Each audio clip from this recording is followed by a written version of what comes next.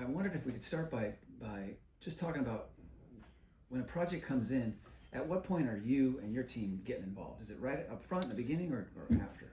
So I have two different teams. So there's there's the operations team. We get involved even before it comes in, right? So we're involved in the whole prospecting, making sure the data's there, making sure the information of how we're going to bid it, making sure we're competitive, understanding what it is we're going to bid, and helping the business development people win the project, right? And make sure they're bidding it right, make sure we're protecting ourselves and our customer from things. So talk about the research that goes into that, because there's probably a whole lot that goes into just getting it right in the bid. Yeah, a lot of it's looking at the projects and saying, what does this take based on what we do? How do we break it up into the tasks that we need to do? How do we break up what time, what type of people? Yeah. So we look at our skills matrix and figure out, who are the people we need to do this? What type of engineers do we need? What type of skill set do they need? Making sure we're assigning the right people and we're bidding it appropriately, right? Because each one of those people have a different thing. If we went and said, yeah, we're going to bid it with our top guy, we would never win a project. Right. And if we went and said, we're going to bid it with our lowest guy, we would win projects but not be successful. And the customer would be successful. Right. So it's that balancing act of making sure we know enough about the project and know enough about the scope of work and understand the scope of work. Yeah. And make sure the scope of work doesn't have holes in it, right? So a lot of times customers come to us and they give us a scope and we'll be like, have you guys thought about this? Because you're probably missing that. Yeah. Sometimes that hurts us because then they go and give it to our competitors and say, oh yeah, you guys got to bid this way too. Yeah. But for us, it's about making sure that we scope it right up front and making sure the customer is aware of what the pitfalls are and some of their specs are, or where they've probably gone overboard sometimes, because it happens, right? Yeah. At least in our mind. So dealing with that and figuring that out up front, and then we also do a lot of pre-quals. So the IT team falls under operations. Okay. A lot of the pre-sale stuff falls under operations. So we're filling out the insurance information, filling out how do we handle disaster recovery? How is our company viable? How do we make sure we have business continuity? So, any project we're doing, they're not with some guy that, if tomorrow he quits, we're all done, right? It's really looking at all of those things as part of the business to make sure that we're sustainable. Okay. Yeah, that's interesting about the pre-qual process. I hadn't thought about it, but you're right. It's a big step. It's important. Yep. We were just talking about that in the CSIA today. Exactly. Yep. So all of that InflexionPoint way document that documents how we go, and from the time we're quoting it to the time we're ready to invoice and the time we're completing the projects, that whole flow is what we've been working on for a little bit now with the team, making sure we're documenting how we do things so we're consistently doing it the same every time.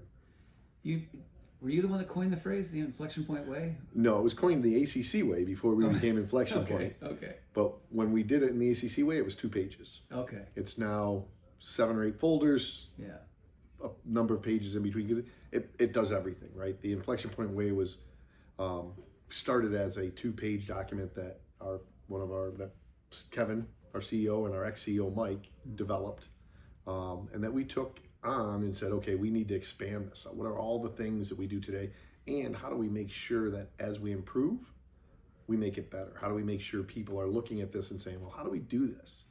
So when somebody starts or a customer asks, we know how we're going to execute. Here's what we're going to do. Here's our process. Right. And the next part of that is really making sure we internalize that and train on it and drive it. Yeah. So, and that's always a big part, especially when you're growing with new people. Yeah. So as you grow and making sure we're doing things the way we know that we're successful in doing them and making customers successful. Yeah. Every project's different, but the process and the approach. The process and the approach should be very similar. Yeah. All right. So you say you have 2 teams. Talk to me about. So the other team that falls under operations is customer service or customer success. The operations team that Mike Signorello runs. That all fell out of the hardware integration business, where we wanted to start, how do we log tickets? How do we log warranty issues? How do we deal with when a customer calls? It used to be, you're 10 people, they call one guy. Well, if that guy's not available, what do we do? So building that infrastructure so that every customer can have a phone number they can call. It'll route to a ticketing system. If they want, they can push a button. It'll route to whoever's on call 24/7. They'll pick up the phone. We'll log that information. and track it and how fast we do it. And that's how we make sure we meet our SLAs that we give out to customers of, it will respond within this amount of time, we'll have a resolution within this amount of time, and drive that so that we're really logging what's going on and trying to get better from that, learning from those things that we get calls on. Again, process oriented. Yep. Keeping a consistent approach. Yeah. And that team also is where we look at how do we manage people's systems or help them manage it, whether it's understanding when a new virus comes out or a new threat comes out. We find out what that is and we say, hey, your system is vulnerable because we know what your system has in it, right? We know about the hardware you're using, the firmware you're using, the PLCs you're using. What are those vulnerabilities? So companies like Rockwell, Schneider, GE, Aviva, they all put out alerts when they find stuff and they say, hey, you need to patch, this is the SIM you need to use, or this is the firmware you need to upgrade. Well, if we have all that information, we can help that customer get ahead of that and send them alerts saying, hey, you may be protected right now because you're behind firewalls and you're protected, you're not on the internet, but here's a vulnerability. And we come up with patch programs for customers of how do we patch their stuff to make sure that it stays up to date instead of doing that waterfall, wait 10 years and then do it all again and then wait 10 years and do it all again. Yeah. It's harder to do that now with the vulnerabilities that come out so quickly. Yeah, agreed. It's got to be that approach where you're monitoring on a consistent basis and updating on a rolling basis. Talk to me about, because this sounds like this all rolls right into remote monitoring and management. And it's a growing part of our business. Yep. Talk to me more about all that. So that team, as we developed this sort of a manual process, we added to that functionality to where we can help customers with an automated process, where we have a device that monitors and then phones home, and it just sends us alerts. Can't get back into it, but it sends us out to our system, and then it can be triggered as with the metadata that comes back is this is a high vulnerability and trigger a phone call, or hey, this is something we just need to log and we need to look at it. So anything that it's set to look at on the OT, we use different software on there and it monitors the type of PLC, the firmware, everything like that. It also monitors the systems, STMP. So if something goes down, a hard disk fails in the system or a memory piece fails, it comes and tells us about that, so that we can help them fix their hardware before their software goes down. I even heard a story just the other day about a client wanting environmental monitoring. So put in if you can plug it in and you've got a sensor and we can get it, and sure, we'll monitor that too. Absolutely, yep. So and we keep looking at how do we expand upon that and use our cloud infrastructure to start monitoring things like that, right? Beyond just vulnerabilities and things like that, monitor other things from a system standpoint, and looking at something like a SCADA as a service, or software as a service, hardware as a service, systems as a service. Yeah, I think that's exciting stuff, and it's the future. I would say that this is just an opinion, just chatting, but it seems like operations teams are embracing the as a service model, but cautiously. No, it's not something to jump into without thinking about it and making sure you have the right infrastructure to do it, because it's not just we hook it up and it goes, right? There's a lot of thought that goes into it. There's a lot of safety stuff that goes into it, a lot of security, making sure firewalls are set up right, data transfer is right, and the plant can run itself online or offline, right? So if that connection's gone, that doesn't mean you can't do things, right? Yeah. So we still deal with store and forward. We still deal with making sure the plant runs locally or making sure the operations runs locally, but giving the ability from anywhere to be able to see the information without having the ability to control the information. Good point, and that brings up the issue of data and how to manage all the data that's being generated and produced. Given the fact that we're using cloud-based technology to perhaps store some things, are clients looking increasingly for ways to aggregate that data and make sure that they can manage multiple sites across a single pane of glass, that kind of thing? Absolutely. So, and different customers do it different way. We call it cloud sometimes when it's really their own cloud. Right. So you look at companies that have multiple plants, they're transferring that data, and we use a technology called MQTT and to transfer that data in a secure payload, and also in a more controlled way, so that it can take data, and if the data isn't available to go, it holds it and then takes it and sends it up there. And then it's really up in that infrastructure of what do you do with that data? What do you put it into? Is it a database? What other tools can you use to manage all that data? And some companies will put machine learning on it. Take the data, compare plant to plant, compare different, in the water industry, compare filter backwash. How long before you backwash a filter? How long before you know that you got to service pumps? All that maintenance that typically is done now just based on time, whether it's used or not, you can put based on use, or based on looking at back pressures, or looking at different items or different process variables, and determine when to really do it and save money, right? And then you compare power usage on one system to another system, or within the same plant.